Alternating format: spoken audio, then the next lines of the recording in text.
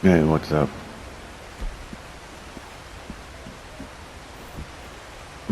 This might work a little better. Turned out to be a pretty spooky night. Pretty close to Halloween. Well, I guess it's almost a month away from Halloween, but it's kind of close to Halloween. So, pardon me while I close my window. Thought I'd pontificate on morbid things. Somebody asked me once, why are people so obsessed with death? And I never really thought about it, to be honest. A lot of people think that I'm obsessed with death. I think it's an important thing to think about. Therefore, both for the sake of the people you leave behind and for perhaps the sake of yourself in, I don't know, somehow preparing yourself for what happens afterwards. Problem is we're not really sure what the fuck happens afterwards.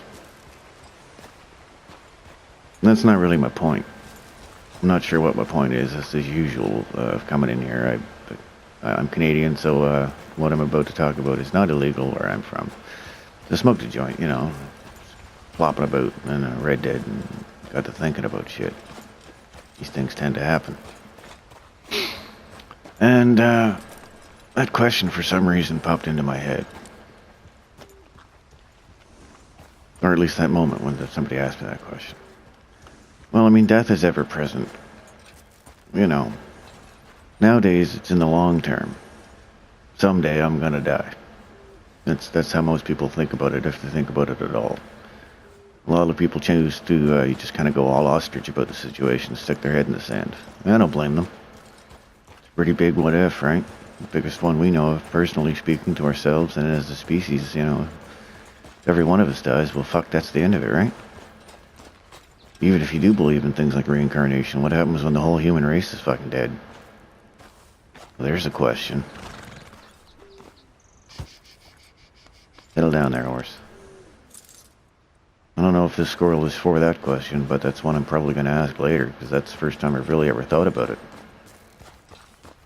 So anyway, back in the day, before we had all this lovely infrastructure and all these nature avoidance and controlling techniques that we use to keep ourselves, generally speaking, safe from at least nature, if not from ourselves.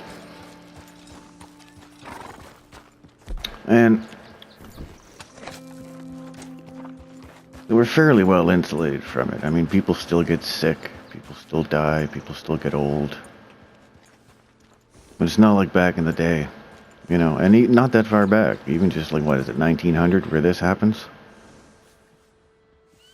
Yeah, I mean, it's a video game, so kind of the whole point of most mainstream video games at some point is kill or be killed. It adds excitement.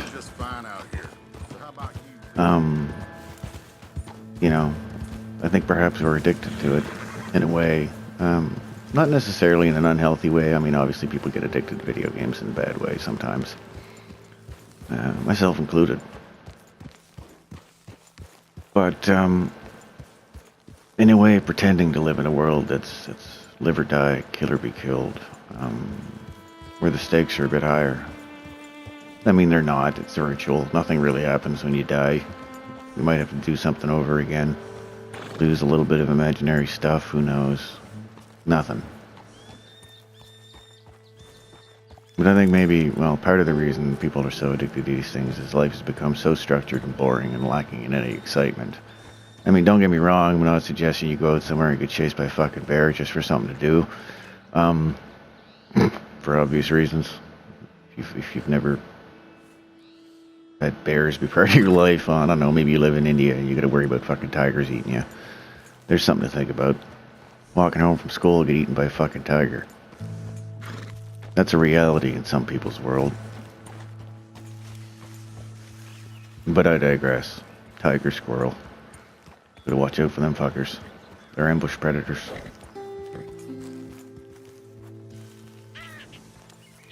Maybe I'll pop up on this rock, have a snack, and gather my thoughts.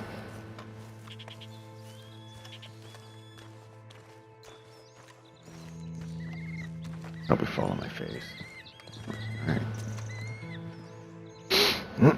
Here comes the sun. Anyway,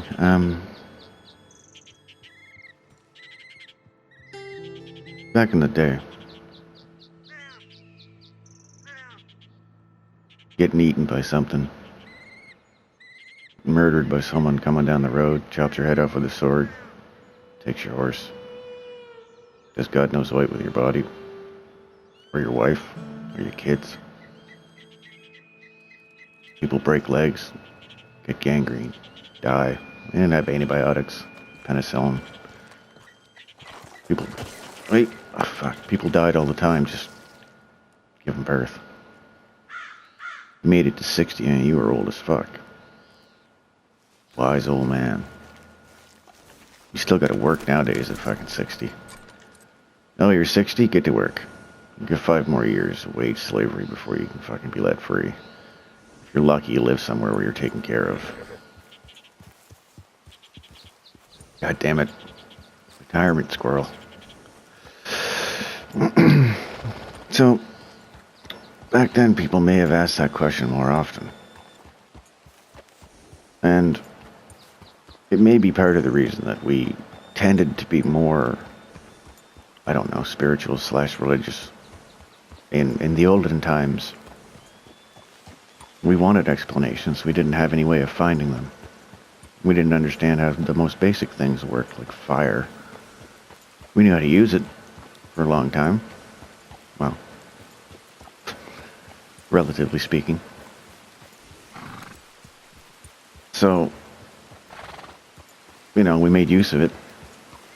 We understood enough that it did things and cooked food, made things taste good. People didn't get sick as often from eating things. First step in, one of the many first steps in removing ourselves from the familiarity of death. In a way, that's a good thing. We live longer, we have more time to learn about things. But in a way, because many of us are never pressured to question it, when we finally do come face to face with it, we don't have anything to apply towards it that offers any comfort, that has any concrete proof.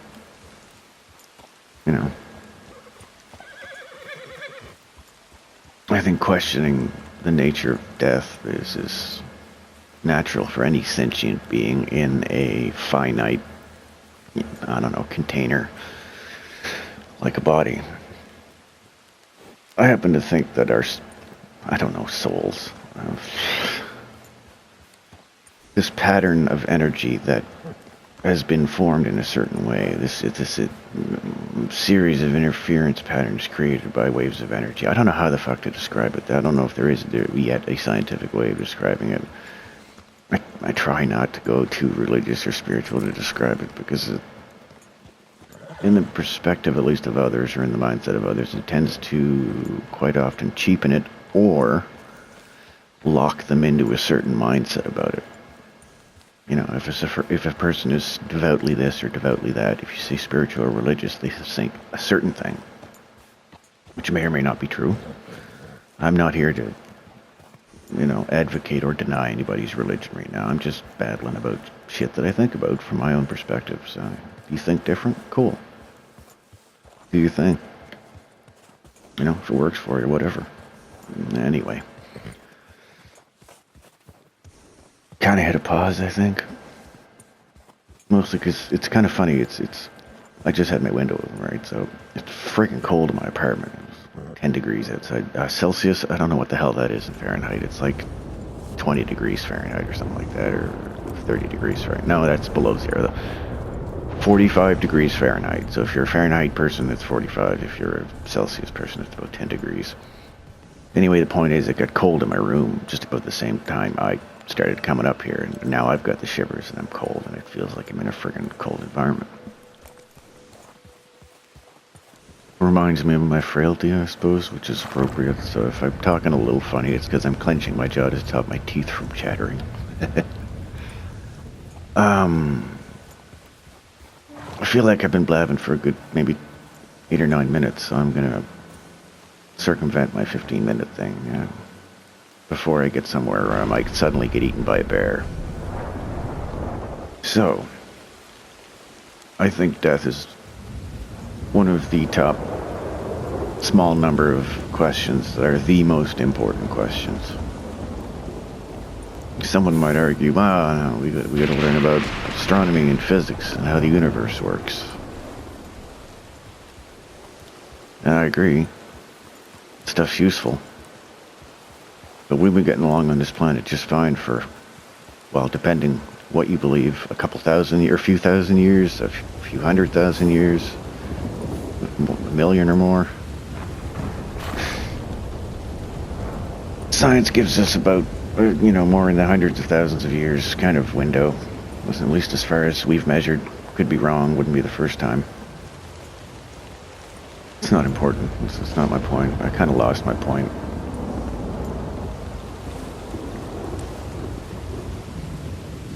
Do I need to go back and get it? I don't really want to in this weather. Oh yeah, important questions. Astronomy's important. But again,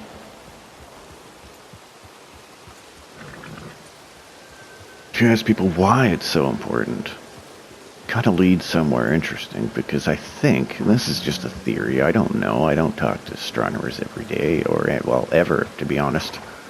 Met a couple scientists in my day, but I never thought to ask them this sort of shit, because I was young.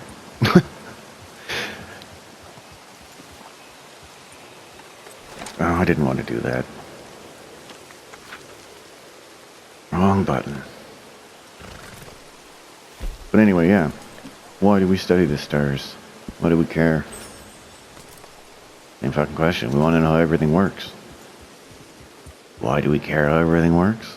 Well, it's interesting for sure. It can help us, again, make our world safer and further distance ourselves from this thing we call death.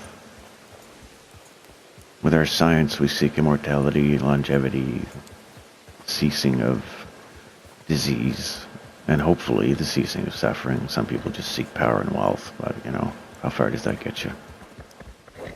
Well, because our world functions on wealth, a lot of wealth can get you answers in science, and smarty, thinky people doing things with fancy machines and finding out shit, If you're a normal person, where do you go? The internet? Well, be careful. A lot of bullshit out there. There's also a lot of stuff that sounds like bullshit, but might not be. I'd say, investigate all of it.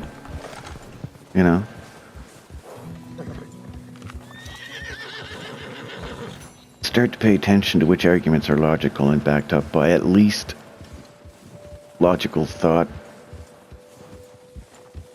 Not just because this, because that, because I said so. Like, well, yeah, I might throw some formulas at you or something, but, everybody can write some fancy numbers, doesn't mean they're right. Fact check yourself if you can.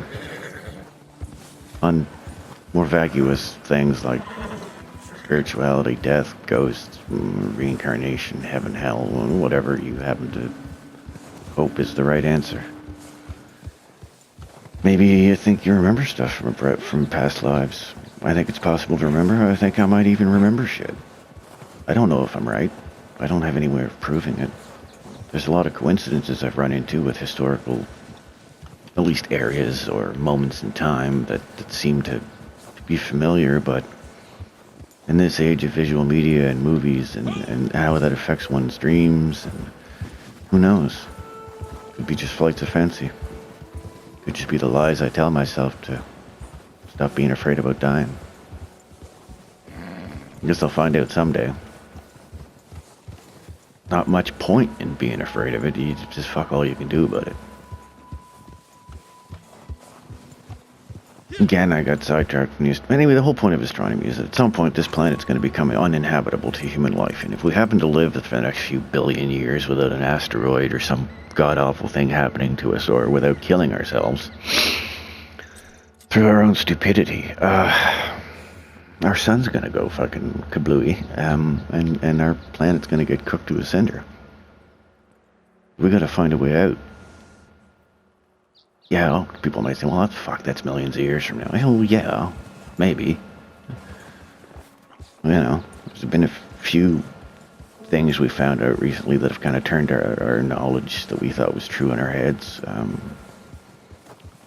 Debate about Planet 9 is still ongoing, and they're finding out that maybe it's not a planet at all, and the reason that it has gravitational effect of a planet that's 10 times Earth's mass, which doesn't make any sense out that far out from the sun as far as I understand it. Might be a black hole the size of a grapefruit orbiting out there with the density of 10 times the Earth. Far out shit. Here we thought we knew our own neighborhood. But in order to travel out of here, we need to really figure out how shit works, because with mass, as far as we know, we can't exceed the speed of light. So unless we can pause ourselves, create virtual realities to exist in, or become immortal, we can't survive the distances required to get the hell out of here to somewhere else we can live on, unless we do the generational ships, a giant living environment where people can just live and live and live and breed and, But again...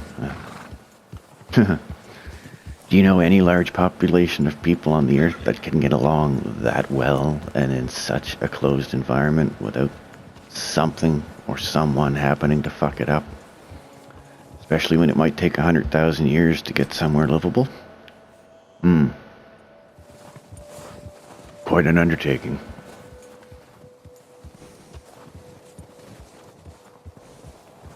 But again, what are we trying to do? Escape death.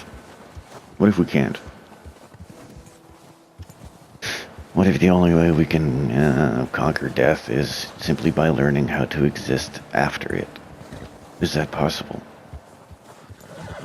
If it is, and it's a matter of recognizing one's soul and training oneself to be lucid and cogent,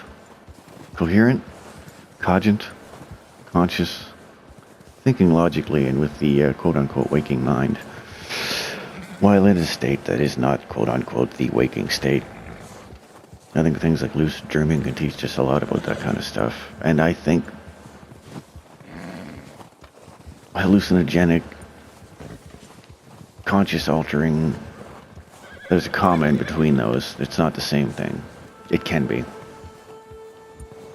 Situations that force us to genuinely look at reality in a new way. And it can be something as simple as, well, I don't know, something I did when I was like 3 years old. I used to walk around the house holding the bathroom mirror, because we had just a cheap, shitty one. It came off the wall. And I'd hold it in front of me like I was standing and looking down at like a book. But it would be looking up at the ceiling. And I would like walk around the house looking through the mirror, but looking up at the ceiling. And it felt like I was walking on the ceiling if I tilted it the right way. And it was a really bizarre and unique way of looking at the world, how you could perceive the world, like fly or spider or something. And I'm pretty sure it affected my dreams, because I could kind of do stuff like that in my dreams at some point in my life. I don't know if that was the cause of it or not, and I don't know if this has anything to do with anything except, at some point, we're going to have to accept the reality of it if we can ever find out what it is. And I think that there's been a lot of answers found through different methods and in different cultures and explained in different ways.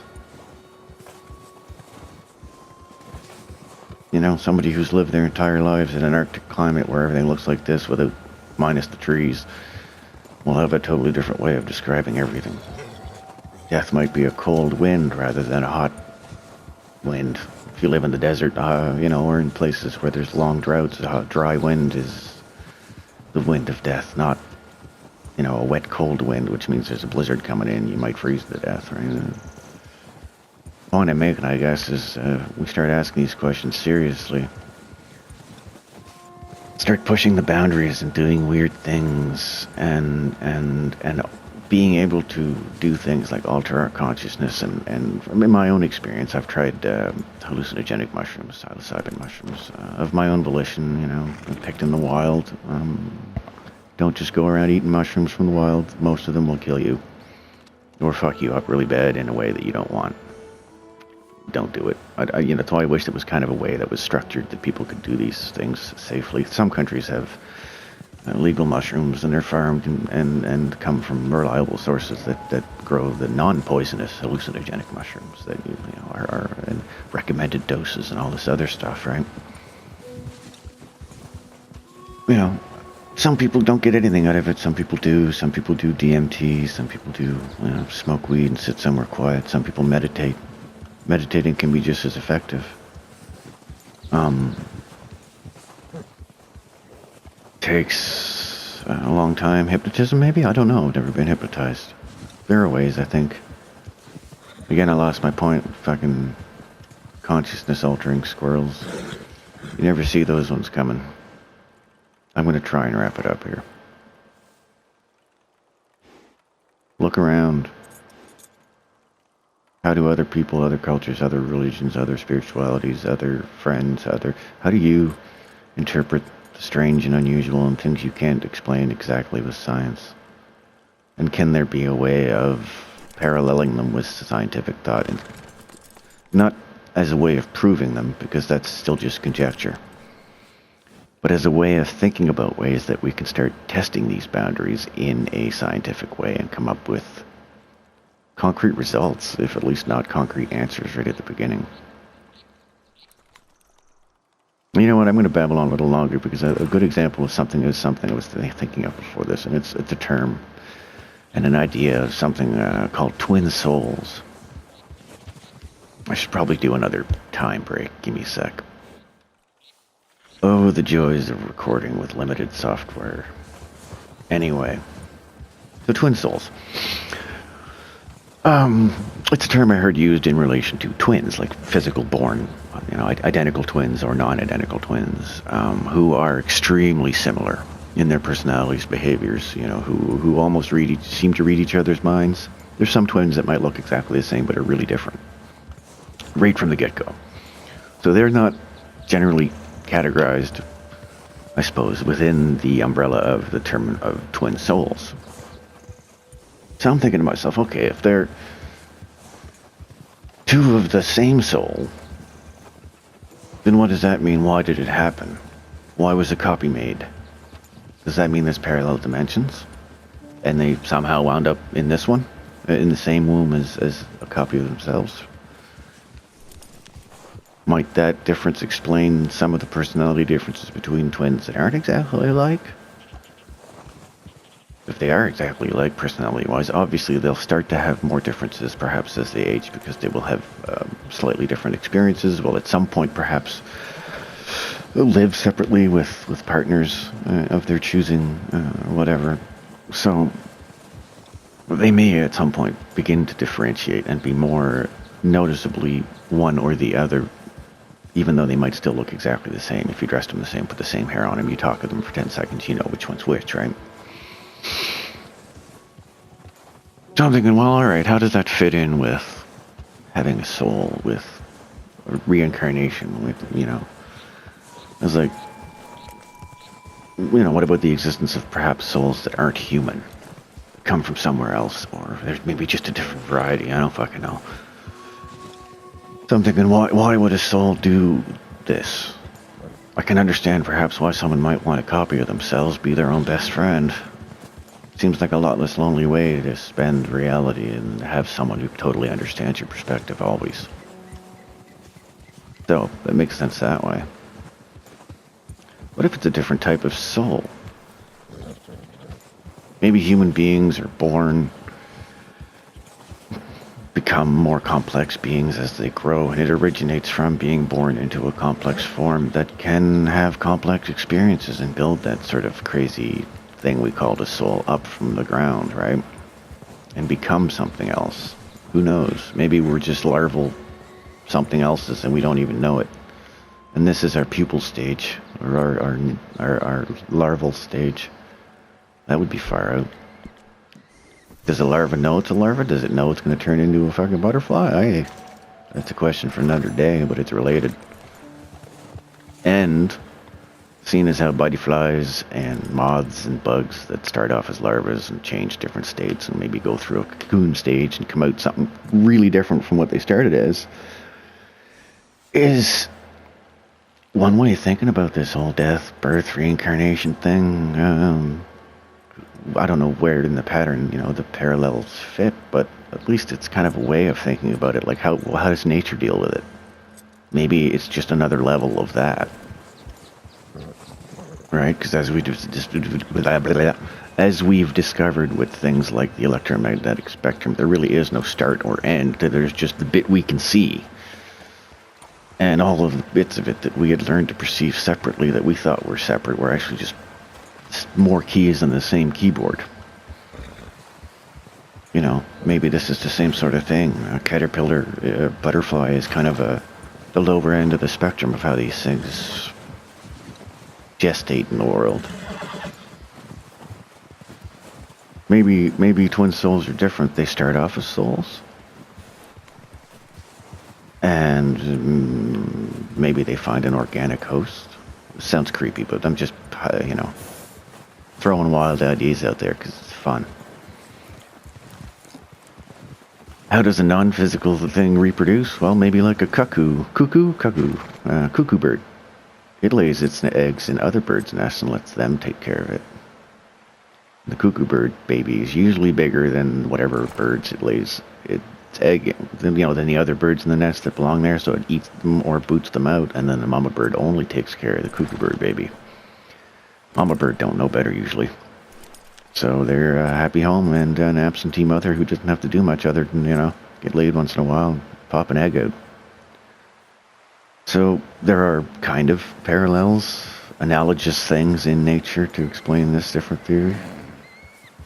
I suppose it would kind of make sense.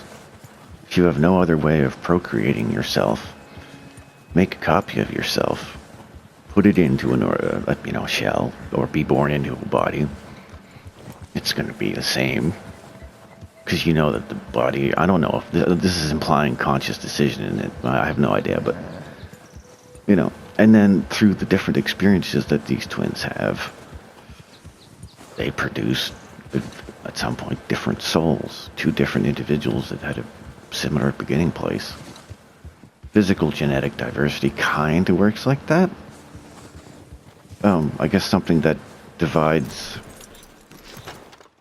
into copies of itself and yet still manages to evolve would be a better example. I don't know, flatworms. They clearly evolved somehow, and they still use the same method that single cells use to procreate. They just kind of split down the middle and make copies. There's all kinds of ways for quote-unquote life in whatever its form to continue, and they're fucking weird sometimes. And then why? If the form ends at some point, is there purpose? I don't think there's a purpose, but I'm suggesting there might be more to the process, and we're just seeing the beginning of it. Think how far we've come. From goop in the ocean, however the hell long ago, a bunch of dinosaurs, some fucking lizards crawled out of the ocean, fish grew legs, and at some point or other, somehow we came out of that, human fucking beings, who think and look and act and have thoughts like this and look in the mirror and go, that's me. I don't want me to go away. Do we? Is it the end? Does that make sense? Does the belief in nothing after death break the rules of the universe as we know it? Well, we don't know because we don't know enough about the universe, but it's an interesting thought. Anyway, I'm going to collect my treasure. And, I wish y'all a good day. And, don't stop thinking and, be excellent to one another. And my guy didn't wave. That's just not cool. Wave, you son of a bitch. Excuse me, maybe I'm too close to the wall. Just feels wrong to not wave. Hey, there we go. Hey. Alright, I'm going now.